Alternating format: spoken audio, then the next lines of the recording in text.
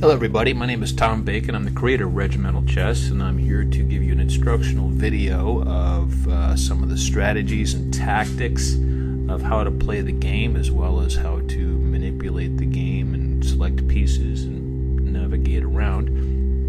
I'm also going to show you some mistakes and blunders that are sometimes commonly made. In this screen here, what you have is the opening lobby where I've signed on as Commander Cody. To challenge an opponent, it's best to click on his icon right here as you see. I clicked on Wellington, then I invite him to a game, and on the left side of your screen you can choose the number of boards, 1, 2, 3, 4, 5, or 6. Here we're going to play on 1. 1 is highlighted. Click play and proceed. This is your game screen. In the lower left corner you can see that you have a chat room so that you can communicate with your opponent as well as others in the game.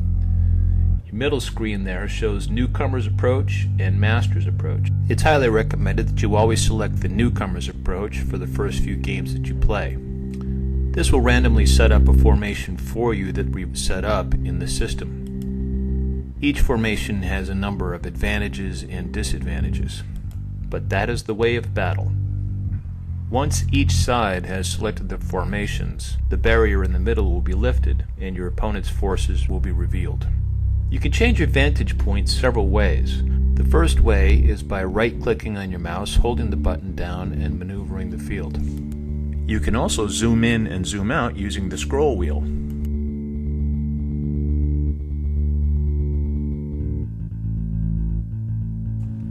The second way is by using the arrow buttons on your keyboard to move forward, backward, left, or right. A third way is to click on the compass at the upper right-hand corner of your field.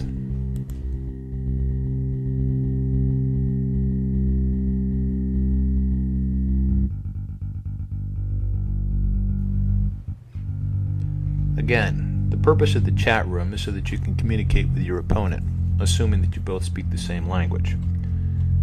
You can also see who else is playing in the game. And if it's annoying you, just minimize it. As you can see, there is a timer at the top.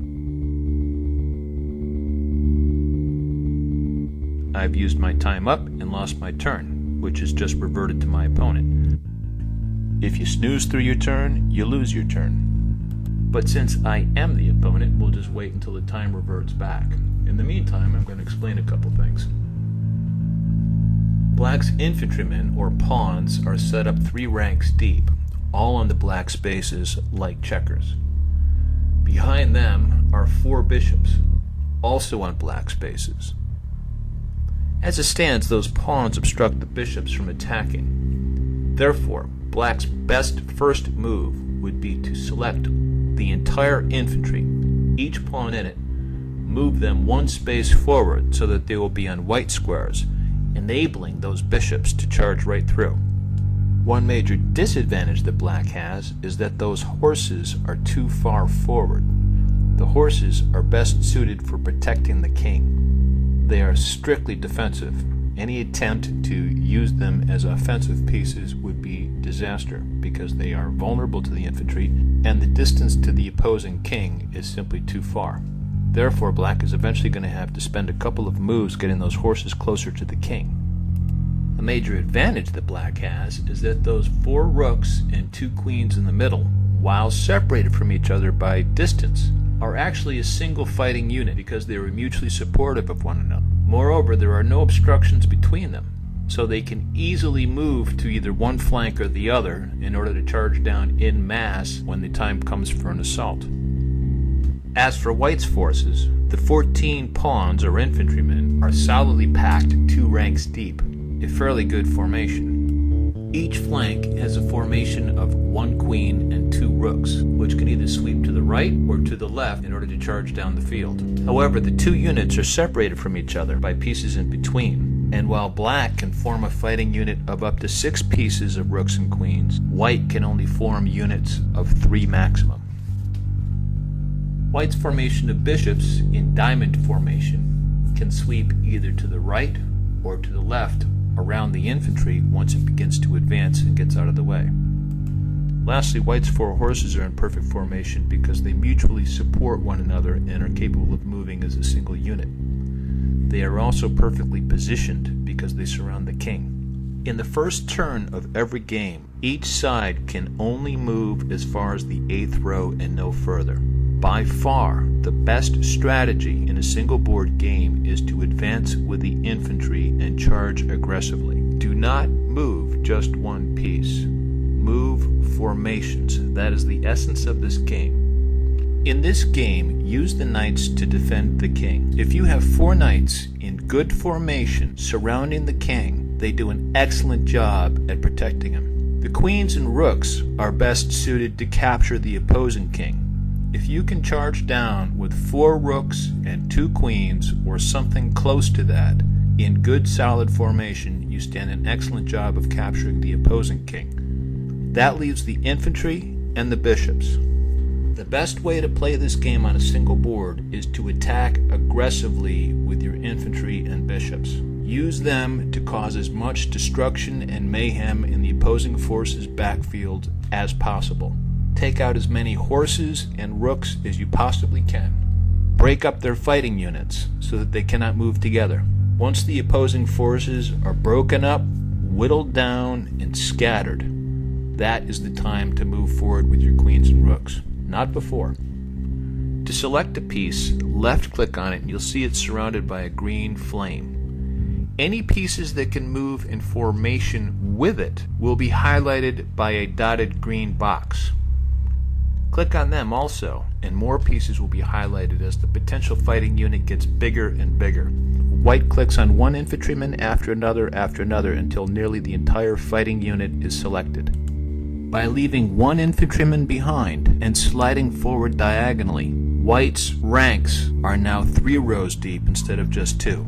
And white is beginning to form an attacking column. What black should do is move its entire infantry unit 1 space forward, moving from the black spaces to the white spaces and providing avenues for its bishops to attack. Instead, black makes the common mistake of moving just 1 pawn. White selects half of its infantrymen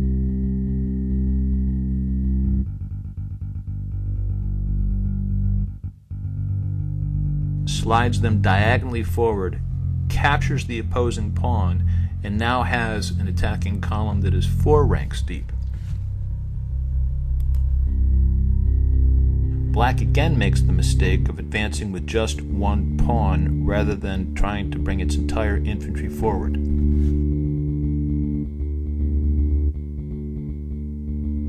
White continues to move its infantry forward, left-clicking its selection of pieces,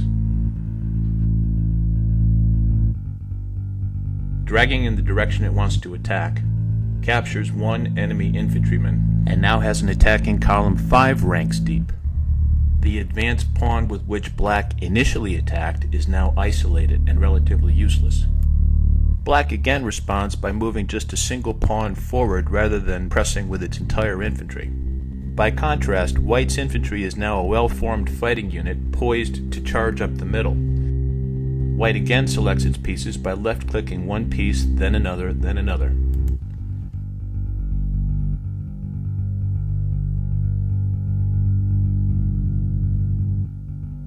Drags in the direction it intends to attack, and marches. By this method, not only does white capture another opposing pawn, but now its advanced pieces threaten knights and bishops in black's backfield. Moreover, the way white's pawns are configured, black's power of retaliation is limited.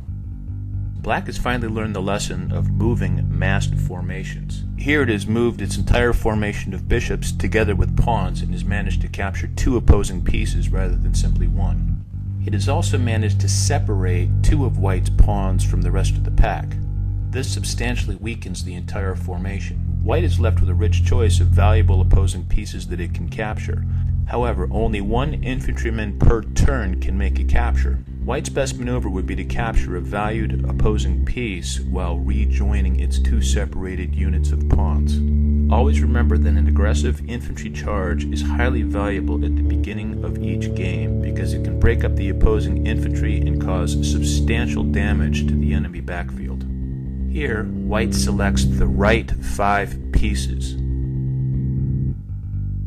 moves them diagonally forward, capturing a bishop and rejoining the 2 separated infantry units. White is continuing to press its infantry attack, constantly moving forward and each time capturing an enemy piece, while black is in a position of having to react and cannot move forward. 3 horses and 3 bishops are threatened, and the white infantry is only 3 spaces away from threatening the king. Black's response is excellent. It moves its 3 bishops in combination with 8 pawns in order to capture 2 opposing pieces, while moving forward at the same time. Now black has a substantial fighting force of its own that has the potential to attack white's backfield. But white's pawns are still connected in a substantial, cohesive fighting infantry unit, with the present choices being either to capture a horse or a bishop, and then press the threat either against black's queens or black's rooks.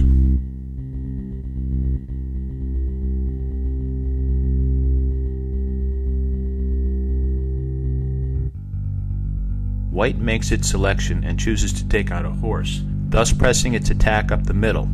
White now threatens a queen, its infantry unit remains in tight formation in the middle, and black's horses are becoming scattered, losing their ability to maneuver as a single fighting unit. Black could launch a major offensive by advancing its infantry 1 space forward onto the white squares. This would leave open lanes through which black's bishops could charge forward and then wreak havoc of their own against white's backfield. However, black is still in a defensive mode and must continue to react to the threat of white's infantry. Here black makes a decent move by taking out a pawn with its knight. Notice how it takes out a middle pawn, thus isolating white's infantrymen at the very front. This leaves white with several choices. White could move its rear infantry forward, take out the knight, and rejoin with its advanced piece. On the other hand, white could take the queen with its lone pawn, but that pawn is now very isolated, will become sacrificed, and while it trades for a queen, a single queen in regimental chess is nowhere near as valuable as it is in regular chess, because there are multiple pieces, and it is all about fighting units rather than individual pieces. And while trading a pawn for a queen is one of the best ones that you can make, a queen in regimental chess is nowhere nearly as valuable as it is in regular chess, because there are multiple queens, there are multiple pieces, and it is all about fighting units rather than individual pieces. Moreover, white would at least temporarily be giving up its infantry attack. If white's infantry continues to move forward in force, it can actually capture the king. White falls for the temptation and takes the queen. Black takes the lone pawn, and white's infantry charge is set back several spaces. Also, as the game begins to open up, it's important to note that black's queen and 4 rooks now constitute a single fighting unit, because they all mutually support one another. Because they are spread out, they can only move in unison 1 space in either direction. However, in just 2 moves, they could be packed together in a massive fighting unit. White continues its infantry charge by taking out a horse and keeping its fighting unit together. Black sweeps its queen to the flank and begins to gather that offensive unit discussed earlier. White elects to capture an opposing bishop, but to do so it can only move straight forward, and because only 1 infantryman can make a capture per turn, that leaves the last 2 pawns in the formation behind. Thus white is pressing the charge toward the king with only 4 pawns instead of 6. Moreover, white has put itself in a bad position. Its infantry is now vulnerable to an attack from the rear by black's 2 bishops. The 2 black bishops broadside the 2 white pawns, and white's fighting unit of 4 pawns is now reduced to 2 pawns that are separated from each other and cannot move together. White's infantry charge is essentially smashed. This would be the perfect time for white to launch an offensive with its 4 bishops, which could sweep to the right and then charge in. However, white makes a mistake of its own and simply advances with the 2 infantry pieces in the middle of the board. Not the best strategic choice. Black moves its bishops to the forward flank and now threatens with an offensive of its own. However, because black lost 2 of its 4 bishops to white's infantry, this fighting unit is greatly reduced in strength. White decides it's also time to attack with its 4 bishops. Now these 4 bishops should have been launched earlier in the game, but better late than never. Notice that when the formation was selected, the king and one of the queens were also highlighted. That's because they were on adjacent squares to the formation and were capable of moving along with it. Black makes an aggressive move and takes out one of the horses. Now the bishops threaten one horse and one rook. White's options are either to react to this threat or to continue to attack. White elects to not take the horse, but instead to divide its bishops and attack with only two, now checking the black king, and joining the two isolated pawns, thereby forming a new offensive fighting unit. This puts black in the position that it must react defensively. It sweeps its rooks toward the middle and takes out one of the bishops. White moves one bishop and one pawn in unison diagonally forward and takes out a rook, again checking the king, but this proves to be a mistake because the bishop and forward pawn could both be taken out by that formation of queens and rooks sweeping in from the side. Now black has a solid formation and an open lane by which two of those rooks can sweep down, take out the knight, and threaten the king. Those bishops pose a threat to the same flank and can take out a horse and check the king. White's pawn takes out a rook. Black presses the charge with its bishops, taking out a rook and threatening the white king. White sweeps its rook to the right, and takes out the bishop and eliminates the threat for the moment, but it left White's singular infantrymen still threatening its offensive pieces, and only 2 steps away from the king. Black continues to sacrifice its bishops in order to break up White's formations, and takes the rook, again checking the king and forcing White to make a defensive move. White maneuvers the 2 horses that remain in formation and take out the bishop. The question is whether or not this is a major defensive mistake or bait. Black sweeps down with its rooks. Because the lead rook outranked the first horse that it encountered, it can pierce over that and take the second horse. Thus both horses are wiped out by superior firepower, and the king is now in check. In most circumstances, this would be the end of the game, but black forgot about one thing. One of White's bishops had that square covered, and the rook is gone. Black's best move would probably have been to retreat with that second rook, then regroup with that rook in the backfield and wait for another opportunity. Instead, it makes a rook for rook exchange. White takes the rook with its bishop. Now that queen is in formation with the bishop because they are on adjacent squares and are capable of moving diagonally around the board. The queen is also in a formation with the other queen and the rook on the left because they are all mutually supportive. Black makes a defensive move by taking out that threatening pawn with its rook. White sweeps its queen and bishop to the right. Black makes another mistake by taking too long. The clock runs out and it loses its turn. Before White can launch forward with its queen and bishop, it has to get those 2 pawns out of the way. By moving them straight forward, they block Black's rook from sweeping down again and threatening the king. Black moves 3 of its infantry forward. White closes in, taking out Black's horse and joining formation with the other remaining bishop. Black's horse takes the bishop. White's last bishop takes the horse and rejoins formation with the queen. Black makes a defensive move with its rook. White is eager for the kill and sweeps in with its queen and bishop, checking the king. But this is a mistake. The queen and bishop are capable of moving in formation because they are in adjacent squares. The queen protects the bishop, but the bishop does not protect the queen. Black's best move would simply be to capture the queen with its king. Black's mistake is that it failed to see White's mistake, and instead of taking the queen, it simply moves its king away. White's queen and bishop take out Black's remaining rook, again threatening the king. Black's only move now is to move the king away. White sweeps its final queen and rook formation to the left. Now it has an open lane so that in the next turn it can sweep down and threaten the king from that flank. Black moves its infantry forward. If this were earlier in the game, that would be a great move. But now it's too little, too late, and they are too far from the opposing king. White shoots down the flank along the open road and places the black king in check. Now the black king finds itself between 2 major offensive fighting units, has no defensive pieces of its own, and it's only a matter of time. It moves its king to the only safe row available. White closes in and places the black king in a position it cannot get out of. Black responds by moving its king to a sacrificial position. White moves in, takes the king out, and the game is won. Regimental chess, for the brutal intellect.